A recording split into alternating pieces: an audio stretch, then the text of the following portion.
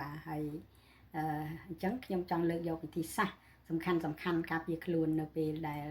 អាកាសធាតុក្តៅខ្លាំងបាទจะលើកយក4វិធីសាស្ត្រណាវិធីសាស្ត្រទី1គឺការរក្សាទឹកឲ្យបានគ្រប់គ្រាន់ដោយយើងអនុវត្តតាមការញ៉ាំទឹកបាទឲ្យបានច្រើនបាទយ៉ាងហោចណាស់គឺ2ទៅ3លីត្របាទក្នុងមួយថ្ងៃបាទជៀសវាងណាការប្រើភេសជ្ជៈដែលមានការសារជាតិកាហ្វេអ៊ីនច្រើនបាទឬក៏គ្រឿងស្រវឹងឬក៏ភេសជ្ជៈដែលមានជាតិស្ករច្រើនបាទទីប្លុកដូចជាតសក់អីជាដើមគឺយើងអាចញ៉ាំអាសាញ៉ាំផ្លែឈើទាំងអស់នេះនៅរដូវក្តៅទី2គឺយើងស្លៀកពាក់នឹងការពារពន្លឺព្រះអាទិត្យបាទស្លៀកពាក់នឹងការពារពន្លឺព្រះអាទិត្យ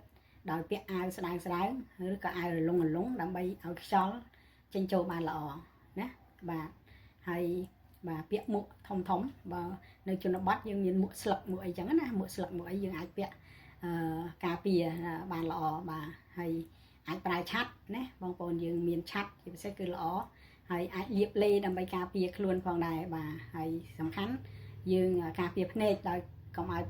មានបញ្ហាផងដែរគឺយើងពាក់អាចេញធ្វើតាខ្មៅដែលកាត់ថ្ងៃពលឺថ្ងៃហ្នឹងបាទ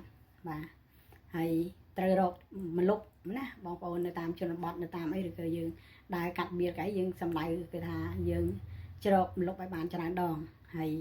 កាត់បន្ថយការធ្វើគេហៅថាដំណើរឬក៏ធ្វើ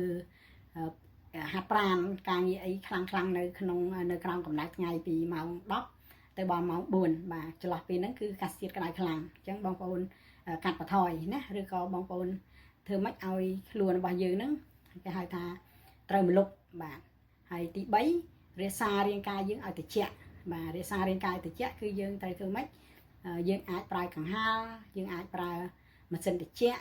ឬក៏យើងអាចប្រើជាផ្លិតជាអីចឹងទៅហើយយើងមុជទឹកឲ្យបានញឹកញាប់ជាពិសេសកូនតូចឬក៏មនុស្សចាស់យើងត្រូវមុជទឹកឲ្យបានញឹកញាប់ដើម្បី